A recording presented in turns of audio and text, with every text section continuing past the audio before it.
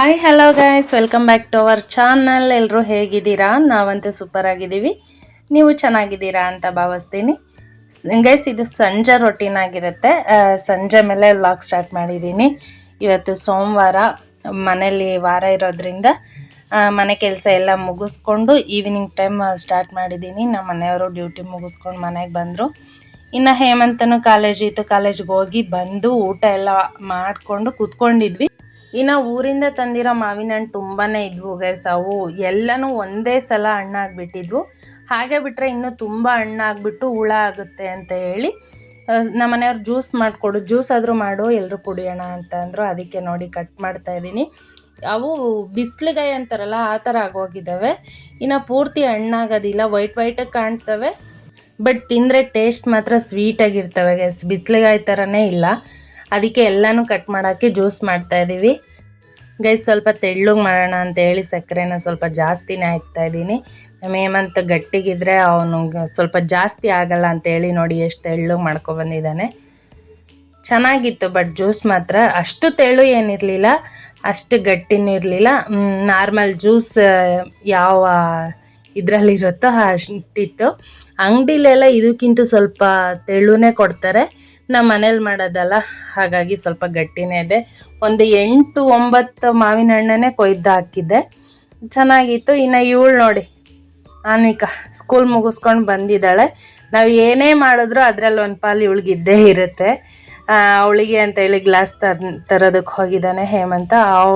ಅವನು ಏನೇ ತಿಂದರೂ ಅವಳ ಜೊತೆಗಿದ್ರೆ ಮಾತ್ರ ಶೇರ್ ಮಾಡಿಕೊಂಡೆ ತಿನ್ನೋದು. ಅವಳು ಜಾಸ್ತಿ ಕೊಟ್ಟರೆ ಎಲ್ಲ ಕುಡಿಯೋಲ್ಲ ಗೈಸ್, ಎಲ್ಲ ವೇಸ್ಟ್ ಮಾಡಿಬಿಡ್ತಾಳೆ. ಅದಕ್ಕೆ ಚಿಕ್ಕ ಗ್ಲಾಸಲ್ಲಿ ಕೊಡ್ತಾಯಿದ್ದೀನಿ. ಹೇಗಿತ್ತು ಅಂದರೆ ಕುಡಿಯೋ ಬಿಸಿಲಿ ಹೇಗಿದೆ ಅಂತ ಕೂಡ ಹೇಳ್ತಾ ಇಲ್ಲ ಅವಳು. ಅವಳಿಗೆ ಅಷ್ಟೇ ಟೇಸ್ಟ್ ಇರೋದ್ರಿಂದ ನೋಡಿ ಆ ಕಡೆ ತಿರ್ಕೊಂಡು ಕುಡಿತಾ ಇದ್ದಾಳೆ. ಇನ್ನು ಅವರೆಲ್ಲ ಜ್ಯೂಸ್ ಕುಡಿಯೋ ಗ್ಯಾಪಲ್ಲಿ ನಾನು ಫಸ್ಟ್ ಪೂಜೆ ಮುಗಿಸ್ಕೊಬಿಡೋಣ ಅಂತೇಳಿ ಬಂದೆ. ಪೂಜೆ ಮುಗಿಸ್ಕೊಂಡು ಆಮೇಲೆ ಕುಡಿಯೋಣ ಅಂತ ನಾನು ಸ್ನಾನ ಮುಗಿಸ್ಕೊಂಡು ಸ್ನಾನ ಆಗ್ತಿದ್ದಂಗೆ ಫಸ್ಟು ಪೂಜೆ ರೂಮೆಲ್ಲ ರೆಡಿ ಮಾಡಿಬಿಡ್ತೀನಿ. ರೆಡಿ ಆದಮೇಲೆ ಪೂಜೆ ಮಾಡಿ ಆಮೇಲೆ ಬೇರೆ ಕೆಲಸ. ಒಂಥರ ಏನೋ ಸಮಾಧಾನ. ಸ್ನಾನ ಮಾಡಿದ ತಕ್ಷಣ ಪೂಜೆ ಮಾಡಿಬಿಡ್ಬೇಕು. ಸ್ವಲ್ಪ ಟೈಮ್ ಎಲ್ಲ ಆ ಕಡೆ ಈ ಕಡೆ ಎಲ್ಲ ಓಡಾಡಿ ಆಮೇಲೆ ಪೂಜೆ ಮಾಡಿದ್ರೆ ಏನೋ ಒಂಥರ ಸಮಾಧಾನನೇ ಇರೋದಿಲ್ಲ. ಅದಕ್ಕೇ ಫಸ್ಟ್ ಪೂಜೆ ಮಾಡಿಬಿಡ್ತೀನಿ. ಈಗ ಈ ಟೈಮಲ್ಲಂತೂ ಹೂವು ಸಖತ್ ರೇಟ್ ಆಗಿದ್ದಾವೆ ಗೈಸ್. ನೀವಿರೋ ಕಡೆ ಅಂದರೆ ನಿಮ್ಮೂರಲ್ಲೆಲ್ಲ ಯಾವ ಥರ ರೇಟ್ ಇದೆ ಅಂತ ಹೇಳಿ ಕಮೆಂಟ್ ಮಾಡಿ. ಆಲ್ಮೋಸ್ಟ್ ಈಗ ಮಳೆನೂ ಸ್ವಲ್ಪ ಕಡಿಮೆ ಆಯಿತು, ಹಾಗಾಗಿ ರೇಟ್ ಆಗಿದ್ದಾವೆ ಅಂತ ಅಂದ್ಕೊಂಡಿದ್ದೀನಿ. ಬಟ್ ಪೂಜೆ ಮಾಡಲೇಬೇಕು ಅಲ್ವಾ. ನಮಗೆಲ್ರಿಗೂ ಪೂಜೆ ಅಂದರೆ ನಮ್ಮ ಹಿಂದೂ ಜನಗಳಿಗೆ ಅದು ಹೂವು ಎಷ್ಟೇ ರೇಟ್ ಇರಲಿ ಏನೇ ಆಗಿರಲಿ, ಪೂಜೆ ವಿಚಾರಕ್ಕೆ ಬಂದರೆ ಯಾವುದೇ ಎಷ್ಟೇ ರೇಟ್ ಆದ್ರೂ ಸಮಾಧಾನವಾಗಿ ಪೂಜೆ ಮಾಡಬೇಕು ಅಂತ ಹೇಳಿ ಎಲ್ಲ ವಸ್ತುವನ್ನು ತಂದು ನೆಮ್ಮದಿಯಿಂದ ಪೂಜೆ ಮಾಡ್ತೀವಿ. ಹಾಗೆಯೇ ನಾನು ಗೈಸ್ ಯಾರೋ ಹೇಳಿದರು ಊದ್ಗಡ್ಡಿಲಿ ದೀಪ ಅಂಟಿಸ್ಬೇಕು, ಬೆಂಕಿಪಟ್ಟಣದಲ್ಲೆಲ್ಲ ಅಂಟಿಸ್ಬಾರ್ದು ಅಂತೇಳಿ. ಹಾಗಾಗಿ ನಾನು ಅವಾಗಿನಿಂದನೂ ಫಾಲೋ ಮಾಡ್ತಾಯಿದ್ದೀನಿ, ಊದ್ಗಡ್ಡಿಲೇ ದೀಪ ಅಂಟಿಸೋದು. ಇನ್ನು ನಾರ್ಮಲ್ ಊದ್ಗಡ್ಡಿಲೇ ದೀಪ ಅಂಟಿಸಿರ್ತೀನಲ್ಲ, ಅದೇ ಊದ್ಗಡ್ಡಿ ಬೆಳಗ್ಬಿಟ್ಟು ಆಮೇಲೆ ಪೂಜೆ ಮಾಡೋದು ಗೈಸ್. ನಾನು ಪ್ರತಿ ದಿನ ಏನು ಮಂಗಳಾರತಿ ಮಾಡೋದಿಲ್ಲ, ವಾರ ಮಾಡ್ತೀನಲ್ಲ ಎಲ್ಲ ದೇವ್ರ ಮನೆ ಕ್ಲೀನ್ ಮಾಡಿ ಅವಾಗಷ್ಟೇ ಮಂಗಳಾರತಿ ಮಾಡೋದು. ಇನ್ನು ನಾರ್ಮಲ್ ಡೈಲಿ ಬೆಳಗ್ಗೆ ಸಾಯಂಕಾಲ ಊದ್ಗಡ್ಡಿ ಅಷ್ಟೇ ಹಚ್ತೀವಿ. ನಮ್ಮ ಪುಟ್ಟ ಸಾಯಿಬಾಬಾ ನೋಡಿ ಎಷ್ಟು ಚೆನ್ನಾಗಿ ಕಾಣ್ತಾ ಇದ್ದಾರೆ. ಅದ್ರ ಮೇಲೆ ಯಾವುದೇ ಹೂವು ಮುಡ್ಸಿರೂ ಬಿದ್ದು ಹೋಗುತ್ತೆ. ಬಟ್ ತುಂಬ ಹೂವು ಆದಮೇಲೆ ಯಾವುದಾದ್ರೂ ಒಂದು ಹೂವು ನಿಲ್ಲುತ್ತೆ ಗೈಸ್. ಅದು ಒಂಥರ ಖುಷಿ ನನಗೆ ನೋಡೋದಕ್ಕೆ ಗೈಸ್. ಹಾಗೆ ಒಬ್ಬೊಬ್ಬರು ಹೇಳ್ತಾರೆ ರಾಘವೇಂದ್ರ ಸ್ವಾಮಿ ಫೋಟೋನ ದೇವ್ರ ಮನೇಲಿ ಇಡಬಾರ್ದು, ಹೊರಗಡೆ ಇಡಿ ಅಂತ ಹೇಳಿ. ಆದರೂ ನನಗೆ ಯಾಕೋ ದೇವ್ರ ಮನೇಲೇ ಇಡಬೇಕು ಅನಿಸ್ತು, ಅದಕ್ಕೆ ದೇವ್ರ ಮನೇಲೇ ಇಟ್ಕೊಂಡಿದ್ದೀನಿ. ಹೇಳ್ತಾರೆ ಧೂಪ ಆಮೇಲೆ ಕುಂಕುಮ ಅಲಂಕಾರ ಎಲ್ಲನೂ ರಾಘವೇಂದ್ರ ಸ್ವಾಮಿಗೆ ಆಗೋದಿಲ್ಲ, ಅದಕ್ಕೆ ಹೊರಗಡೆ ಇಡೋದು ಅಂತ. ಬಟ್ ನಾನು ರಾಘವೇಂದ್ರ ಸ್ವಾಮಿಗೆ ಗಂಧ ಅಷ್ಟೇ ಇಡ್ತೀನಿ. ಇನ್ನು ನಾರ್ಮಲಾಗಿ ಎಲ್ಲ ದೇವ್ರಿಗೂ ಯಾವ ಥರ ಪೂಜೆ ಮಾಡ್ತೀನೋ ಅದೇ ಥರ ಮಾಡ್ತೀನಿ. ಈ ಥರ ಮಾಡೋದು ಸರಿನಾ ತಪ್ಪ ಅಂತ ಗೊತ್ತಿಲ್ಲ, ನಿಮ್ಗೆ ಯಾರಿಗಾದ್ರೂ ಗೊತ್ತಿದ್ದರೆ ಕಮೆಂಟ್ ಮಾಡಿ. ಇನ್ನು ಪೂಜೆ ಎಲ್ಲ ಮುಗಿಸ್ಕೊಂಡು ಈಗ ಅಡುಗೆ ಮನೆಗೆ ಬಂದೆ. ಸಂಜೆ ಆಯಿತು ಗೈಸ್ ಆಲ್ರೆಡಿ. ಸೊ ಅಡುಗೆ ಮಾಡೋಣ ಅಂತ ಹೇಳಿ ಹೇಮಂತ್ ಆವಾಗಲೇ ಹೋಗ್ಬಿಟ್ಟು ಪಾಲಕ್ ಸೊಪ್ಪು ತಂದಿದ್ದ. ಇವತ್ತು ಪಾಲಕ್ ಪನ್ನೀರ್ ಮಾಡಿಬಿಟ್ಟು ಚಪಾತಿ ಮಾಡೋಣ ಅಂತೇಳಿ ಫಸ್ಟು ಪಾಲಕ್ ಸೊಪ್ಪೆಲ್ಲ ಇಷ್ಟೋ ತನಕ ಕುತ್ಕೊಂಡು ಅವನೇ ಸೋಸಿ ಕ್ಲೀನ್ ಮಾಡ್ದೆ. ಅದನ್ನು ತೊಳೆದ್ಬಿಟ್ಟು ಫಸ್ಟು ಬೇಯಿಸೋದಕ್ಕೆ ಇಡ್ತಾಯಿದ್ದೀನಿ. ಇನ್ನೇನು ಕರೆಂಟ್ ಸ್ಟವ್ ಇದೆ ಅಲ್ವಾ, ಯೂಸ್ ಮಾಡ್ಕೊಳ್ಳೋಣ ಅಂತೇಳಿ ನಾನು ಆಲ್ಮೋಸ್ಟ್ ಅಲ್ಲಿ ಕರೆಂಟ್ ಸ್ಟವ್ ಮೇಲೆ ಮಾಡೋದು. ಗ್ಯಾಸ್ ಮೇಲೆಲ್ಲ ಏನು ಜಾಸ್ತಿ ಮಾಡಲ್ಲ. ಅಂದರೆ ಈ ಥರ ಓಪನಲ್ಲಿ ಬೇಯಿಸೋದು. ಸ್ಟೀಲ್ ಕುಕ್ಕರ್ ಇದ್ದರೆ ನಾನು ಸ್ಟೀಲ್ ಕುಕ್ಕರಲ್ಲಿ ಅದನ್ನು ಏನೇ ಮಾಡೋದಿದ್ರು ಕರೆಂಟ್ ಸ್ಟವಲ್ಲೇ ಮಾಡ್ತೀನಿ. ಬಟ್ ಸ್ಟೀಲ್ ಕುಕ್ಕರ್ ಇಲ್ಲ, ಅದಕ್ಕೋಸ್ಕರ ಸ್ಟೀಲ್ ಪಾತ್ರೆಯಲ್ಲಿ ಏನೆಲ್ಲ ಮಾಡೋಕ್ಕಾಗುತ್ತೆ ಅದನ್ನೆಲ್ಲ ಇದ್ರ ಮೇಲೆ ಮಾಡ್ಕೋತೀನಿ. ಫಸ್ಟು ಪಾಲಕ್ ಸೊಪ್ಪೆಲ್ಲ ತೊಳೆದ್ಬಿಟ್ಟು ಬೇಯೋದಕ್ಕೆ ಇಡ್ತಾಯಿದ್ದೀನಿ ಗೈಸ್. ಅದೆಲ್ಲ ನೀಟಾಗಿ ಬೆಂದ ಮೇಲೆ ಆಮೇಲೆ ಬೇರೆ ಪ್ರೊಸೆಸ್ಸು. ಫಸ್ಟ್ ಬೇಯಲಿ ಇದು. ಅಷ್ಟರೊಳಗೆ ನಾವು ಈರುಳ್ಳಿ, ಆಮೇಲೆ ಟೊಮೆಟೊ, ಒಂದು 5-6 ಎಸ್ಲು ಬೆಳ್ಳುಳ್ಳಿ, ಸ್ವಲ್ಪ ಶುಂಠಿ, ಇವೆಲ್ಲನೂ ಕಟ್ ಮಾಡಿಕೊಂಡು ಹಾಗೆ ಸ್ವಲ್ಪ ಕಾಯಿ ತುರಿ. ಅಷ್ಟರಲ್ಲಿ ಇದೆಲ್ಲ ಕಟ್ ಮಾಡ್ಕೊಳ್ಳೋಣ ಅನ್ನೋಷ್ಟರಲ್ಲಿ ಇವಳು ಬಂದು ಕರೆದ್ಲು, ಏನೋ ತೋರಿಸ್ತಾಳೆ ಅಂತೇಳಿ ಬಂದರೆ ಯಾವುದೋ ಸ್ಟೈಲಾಗಿ ವಿಷ್ಣುವರ್ಧನ್ ಥರ ತೋರಿಸ್ತಾ ಇದ್ದಾಳೆ. ರೈನ್ಬೋ ಬಂದಿತ್ತು ಗೈಸ್ ಇವತ್ತು. ತುಂಬ ದಿನನೇ ಆಗಿತ್ತು ನಾನು ಅಂದರೆ ನಾರ್ಮಲಾಗಿ ಊರ ಕಡೆ ಹೋದಾಗ ನೋಡ್ತೀನಿ, ಬಟ್ ಬೆಂಗಳೂರಿಗೆ ಬಂದಾಗ ರೈನ್ಬೋ ನೋಡಿರೋದು ಒಂದು ಸೆಕೆಂಡ್ ಟೈಮಾ ಫಸ್ಟ್ ಟೈಮ್ ಅನಿಸುತ್ತೆ ಗೈಸ್. ಸೆಕೆಂಡ್ ಟೈಮ್ ಅನಿಸುತ್ತೆ ಮೇ ಬಿ ಬಂದಿದೆ. ಬಟ್ ಈ ಥರ ಹೊರ್ಗಡೆ ಪೀಸ್ಫುಲ್ಲಾಗಿ ಏರಿಯಾ ಇರೋ ಕಡೆ ಮಾಡಿದ್ರೆ ಕಾಣಿಸುತ್ತೆ. ಇನ್ನು ಒಂಥರ ತುಂಬ ಮನೆಗಳೆಲ್ಲ ಇರ್ತಾವಲ್ವಾ ಅಕ್ಕಪಕ್ಕ, ಅಂದರೆ ಮೋಡನೇ ಜಾಸ್ತಿ ಕಾಣೋದಿಲ್ಲ. ಆ ಥರ ಮನೆಗಳ ಹತ್ರ ಇರೋರಿಗೆ ಕಡಿಮೆ ಇದು ಕಾಣೋದು. ಬಟ್ ನಮಗೆ ಸ್ವಲ್ಪ ಬೈಲಲ್ಲಿ ಇದ್ದೀವಲ್ಲ, ಹಾಗಾಗಿ ರೈನ್ಬೋ ಎಲ್ಲ ಕಾಣ್ತಾ ಇದೆ. ಇನ್ನು ಚಿಕ್ಕ ಮಕ್ಕಳೆಲ್ಲ ನೋಡಿ ಎಷ್ಟು ಚೆನ್ನಾಗಿ ನೋಡ್ತಾ ಇದ್ದಾರೆ. ನಾವು ಇದೇ ಥರ ರೈನ್ಬೋ ಬಂದರೆ ಅದು ಹೋಗೋವರೆಗೂ ಅದನ್ನೇ ನೋಡ್ತಾ ಇದ್ದಿದ್ದು. ಸ್ವಲ್ಪ ನೆನ್ನೆ ಬಿಸಿಲು ಹಾಗೆ ಮಳೆ ಥರ ಬರ್ತಾಯಿತ್ತು, ಹಾಗಾಗಿ ಬಂದಿದೆ ನೋಡಿ. ಇದು ಸಂಡೇ ವ್ಲಾಗ್ ಅಲ್ವಾ, ಇದು ಸಂಡೇ ಬಂದಿದ್ದು. ಇವತ್ತೆಲ್ಲ ಎಷ್ಟು ಚೆನ್ನಾಗಿ ಕಾಣ್ತಾ ಇದೆ, ಕಲರ್ ಗೈಸ್. ಅದು ತುಂಬ ಹೊತ್ತಾಗಿದೆ ಬಂದು. ಫುಲ್ ಅಂಬ್ರೆಲ್ಲಾ ಥರ ಬಂದುಬಿಟ್ಟಿದೆ. ಒಂದು 180 ಡಿಗ್ರೀಸ್ ಅಂತೀವಲ್ಲ ಅಷ್ಟು ಬಂದಿದೆ. ಬಟ್ ಅದರಲ್ಲಿ ಒಂದು 90 ಡಿಗ್ರಿ ಖಾಲಿ ಆಗಿದೆ ಆಲ್ರೆಡಿ. ಇನ್ನು ಸ್ವಲ್ಪ ಇದೆ ಗೈಸ್. ಇನ್ನು ಒಳಗಡೆ ಬಂದರೆ ಆಲ್ರೆಡಿ ಬೇಯ್ತಾ ಇದೆ. ಇದು ಚೆನ್ನಾಗಿ ಬೆಂದೋಗಿದೆ. ನಾನು ತರಕಾರಿ ಹೆಚ್ಕೊಂಡು ಹಾಗೆ ರೈನ್ಬೋ ನೋಡಿಕೊಂಡು ಹೊರ್ಗಡೆನೇ ಇದ್ದೆ, ಒಳಗೆ ಬಂದಿರಲಿಲ್ಲ. ಒಳಗೆ ಬಂದು ನೋಡೋಷ್ಟರಲ್ಲಿ ಫುಲ್ ಬೆಂದೋಗಿದೆ ಗೈಸ್. ಇದೇನೋ ಸ್ವಲ್ಪ ಹೊತ್ತಿಗೆ ಬೆಂದ್ಬಿಡುತ್ತೆ, ಸಾಫ್ಟಾಗಿರುತ್ತಲ್ವ. ಪಾಲಕ್ ಸೊಪ್ಪೇನು ಅಷ್ಟು ಹಾರ್ಡಾಗಿರಲ್ಲ, ಸಾಫ್ಟಾಗಿರುತ್ತೆ, ಬೇಗ ಬೇಯುತ್ತೆ. ಇನ್ನು ಅಷ್ಟರೊಳಗಡೆ ಟೊಮೊಟೊ, ಈರುಳ್ಳಿ ಅದೆಲ್ಲ ಹಚ್ಕೊಂಡ್ಬಿಟ್ಟಿದೆ ಗೈಸ್. ಇದು ಕಾಯಿ ತುರಿ ಆಪ್ಷನಲ್ ಗೈಸ್. ಒಬ್ಬೊಬ್ಬರು ಮಂದ ಬರಲಿ ಅಂತೇಳಿ ಗೋಡಂಬಿ ಹಾಕ್ತಾರೆ. ನಾನು ಗೋಡಂಬಿ ಎಲ್ಲ ಇರಲಿಲ್ಲ, ಅದಕ್ಕೋಸ್ಕರ ಕಾಯಿ ತುರಿನೇ ಹಾಕ್ಕೊಂಡಿದ್ದೀನಿ. ಇನ್ನು ಇದೆಲ್ಲ ರುಬ್ಕೋಬೇಕು, ಹಾಗೆ ಏನು ಹಾಕೋದಿಲ್ಲ ಗೈಸ್. ಎಲ್ಲ ಫೈನ್ ಪೇಸ್ಟಾಗಿ ತರ್ತರಿ ಆದರೂ ರುಬ್ಕೊಳ್ಳಿ, ಸಾಫ್ಟಾಗಾದರೂ ರುಬ್ಕೊಳ್ಳಿ. ನಾನು ಸ್ವಲ್ಪ ತರ್ತರಿಯಾಗಿ ರುಬ್ಕೋತಾ ಇದ್ದೀನಿ. ಈರುಳ್ಳಿನ ಸ್ವಲ್ಪ ಒಗ್ಗರಣೆಗೆ ಹಾಗೆ ಸ್ವಲ್ಪ ರುಬ್ಬೋದಕ್ಕೆ ಹಾಕ್ತಾಯಿದ್ದೀನಿ. ಚಿಕ್ಕದಾಗಿ ಕಟ್ ಮಾಡ್ಕೊಂಡಿರೋದನ್ನ ಒಗ್ಗರಣೆಗೆ ಹಾಕ್ತೀನಿ, ದಪ್ಪ ಕಟ್ ಮಾಡ್ಕೊಂಡಿರೋದನ್ನ ರುಬ್ಬೋದಕ್ಕೆ ಹಾಕ್ಕೊತೀನಿ.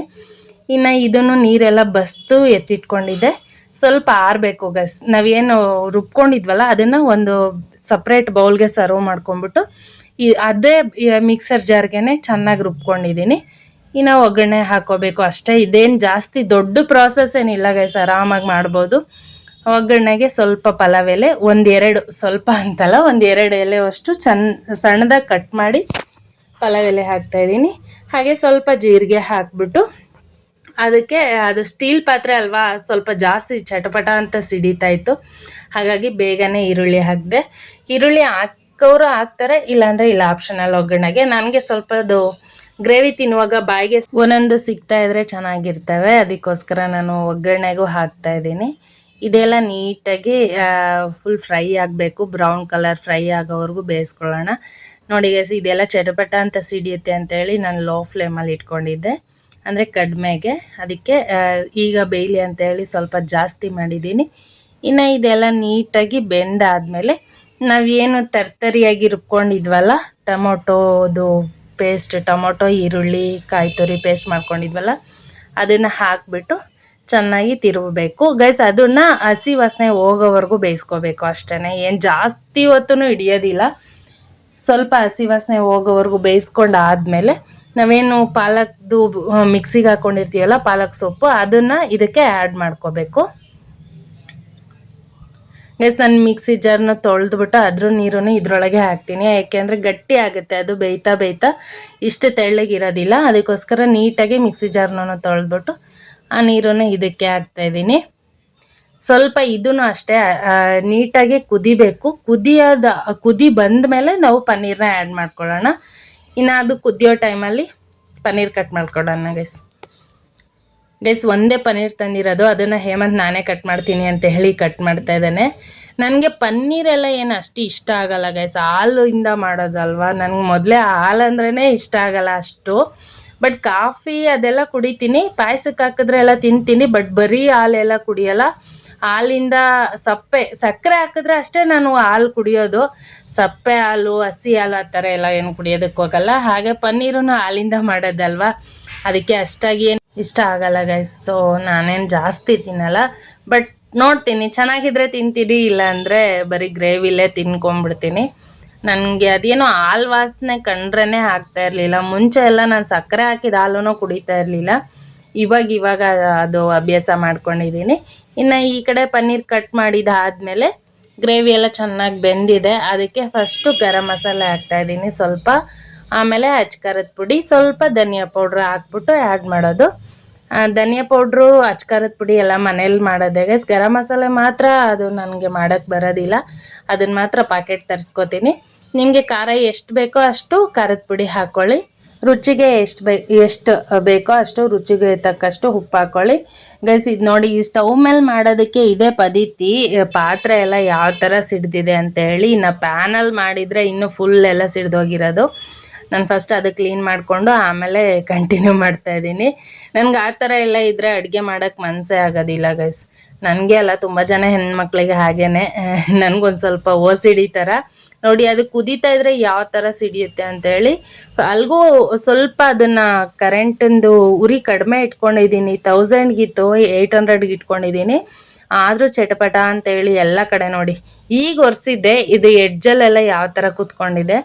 ನನಗೆ ಆ ಥರ ಇದ್ದರೆ ಅಡುಗೆ ಮಾಡೋಕ್ಕೆ ಮನಸ್ಸಾಗಲ್ಲ. ಇನ್ನು ಕೊನೆವರೆಗೂ ನೋಡ್ಬಿಟ್ಟು ಕೊನೆವರೆಗೂ ನಾನು ಸ್ಟವ್ ಮೇಲೆ ಇಟ್ಕೊಂಡು ಲೋ ಫ್ಲೇಮಲ್ಲಿ ನಿಧಾನಕ್ಕೆ ಸಣ್ಣ ಉರಿಲಿ ಕುದಿಸ್ಕೊಂಡ್ಬಿಟ್ಟೆ.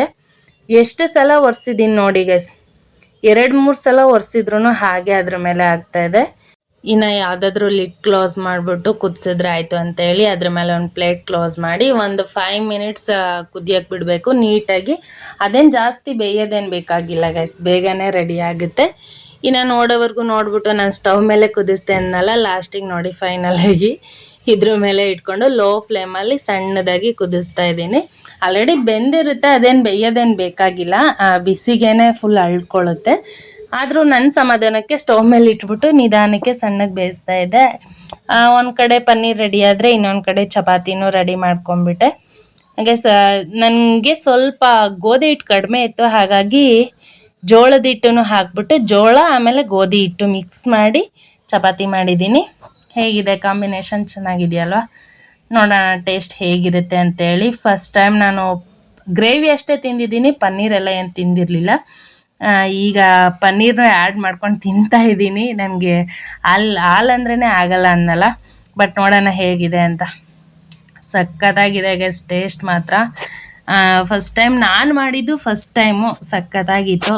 ನಿಮ್ಗೆ ಯಾರಿಗಾದ್ರೂ ಪಾಲಕ್ ಪನ್ನೀರ್ ತಿನ್ನಬೇಕು ಅನ್ಸಿದ್ರೆ ಟ್ರೈ ಮಾಡಿ, ಸಖತ್ತಾಗಿದೆ. ಓಕೆ ಗೈಸ್, ಈ ವಿಡಿಯೋಗೆ ಎಂಡ್ ಮಾಡ್ತಾ ಇದ್ದೀನಿ. Keep watching. ಹಾಗೆ ಯಾರೆಲ್ಲ ನನ್ನ ಚಾನಲ್ನ ಹೊಸ್ದಾಗಿ ನೋಡ್ತಾ ಇದ್ದೀರಾ, ಪ್ಲೀಸ್ ಸಬ್ಸ್ಕ್ರೈಬ್ ಮಾಡ್ಕೊಂಡು ನೋಡಿ. ನಾಳೆ ಹೊಸ ವಿಡಿಯೋದೊಂದಿಗೆ ನಿಮ್ಮ ಮುಂದೆ ಬರ್ತೀನಿ. ಬಾಯ್.